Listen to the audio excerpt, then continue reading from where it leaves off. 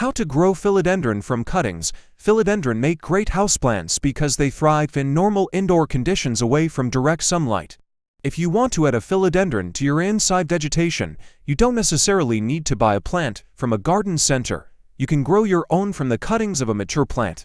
While some philodendron varieties must be grown from seed, many popular houseplant varieties, including the heartleaf and fiddle-leaf philodendron, are relatively easy to grow from cuttings. Part 1. Taking your cuttings. 1. Choose a mature, healthy plant to take your cuttings from in the spring. Start propagating philodendron in early spring March in the northern hemisphere when the days are beginning to get longer. Identify old growth in a mature plant, the tougher, woodier stems towards the base of the plant rather than the springy new growth at the top and ends of the plant. You'll be taking your cuttings from this old growth. If you try to propagate your philodendron in the fall or winter, it may be spring before the plant starts rooting.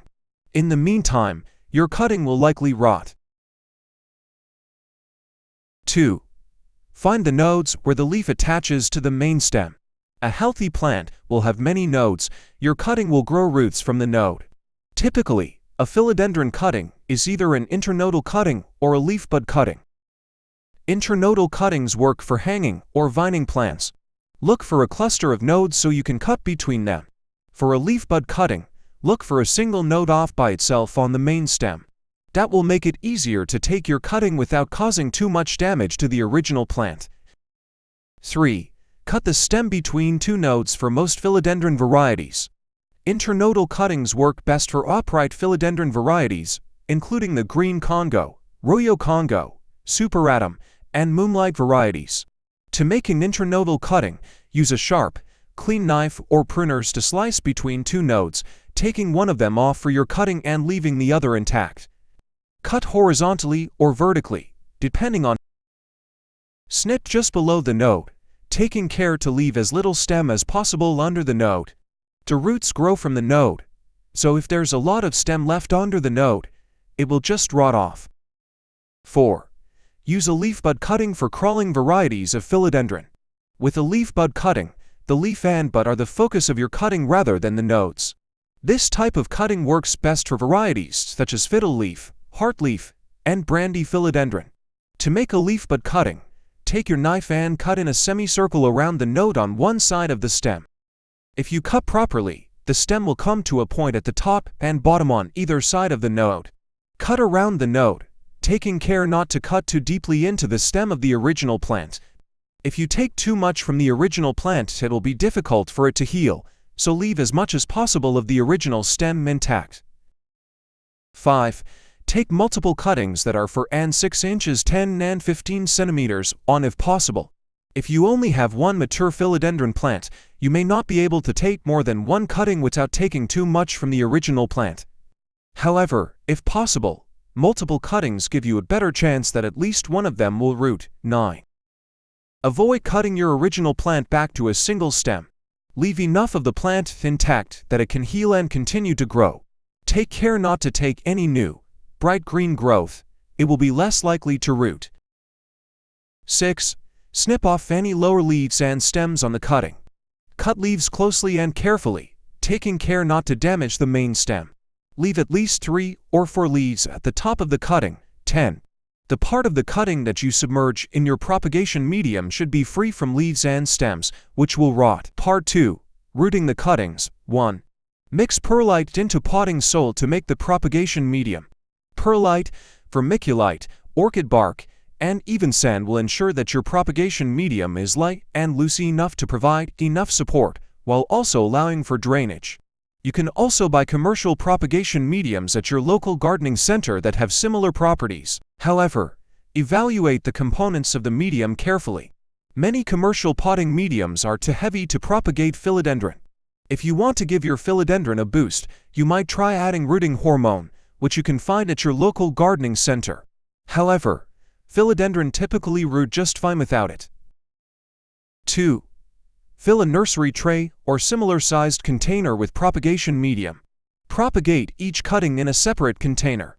Add the propagation medium loosely, ensuring that air and water can easily pass through it.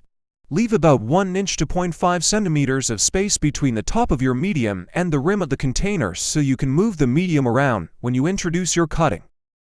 Use a container with drainage holes. You can place a piece of mesh, a paper towel, or a coffee filter over the drainage holes to prevent soil from escaping. The container will still drain excess water properly. 3.